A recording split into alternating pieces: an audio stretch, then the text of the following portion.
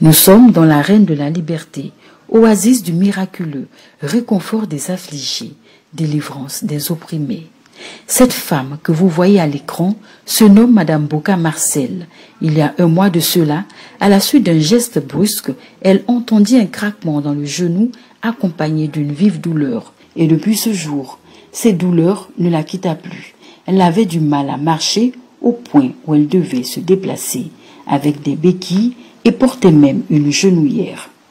Une fois à l'hôpital et après des analyses, Madame Boka souffrait de plusieurs lésions, entre autres une fissure postérieure de la corne du ménisque médiane.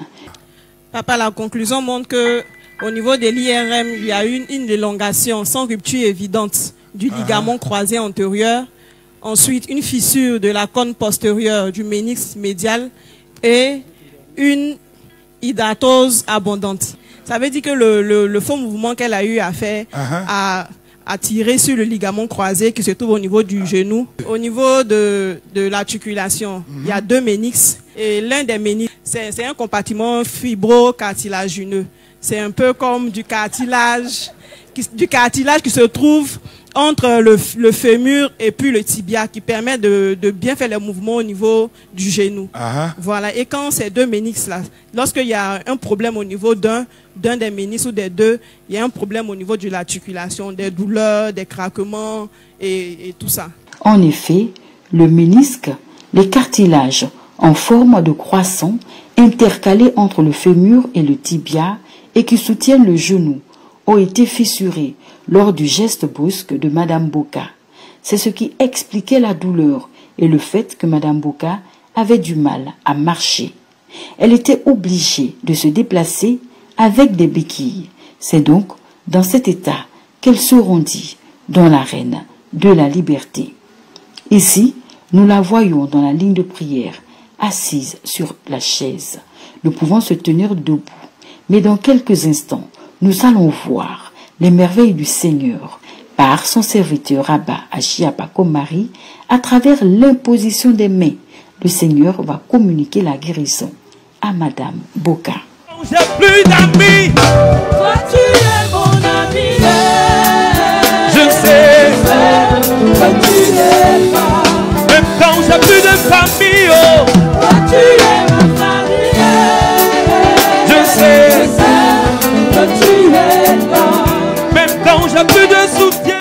Et le berger lui demanda de se lever et sans hésiter, Madame Boka se leva et commença à marcher, voire même à courir. Tout à l'heure, papa, après la prière, Dieu a reconstitué l'os, papa. Parce que Madame Boka arrive à marcher normalement sans aucune douleur et elle marche normalement, papa. My God. Sans la béquille, papa. Doucement, il a dit lève-toi et marche, c'est pas de lève-toi.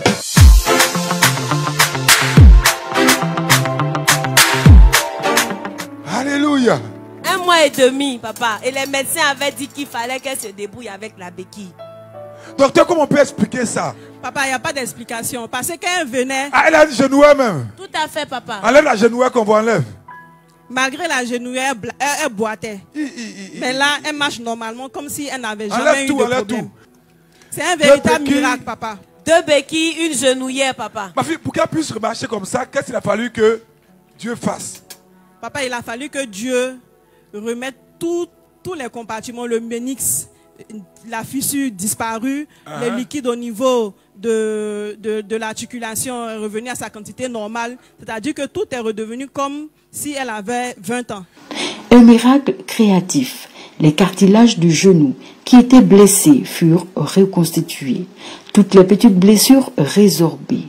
L'épanchement du liquide du genou stoppé. Madame Boka retrouva son genou intact comme si elle avait encore 20 ans. Elle pouvait même courir.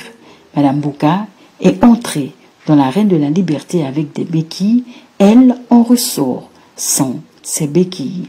Parce que le Seigneur, par son serviteur, lui a dit: ma fille, lève-toi et marche.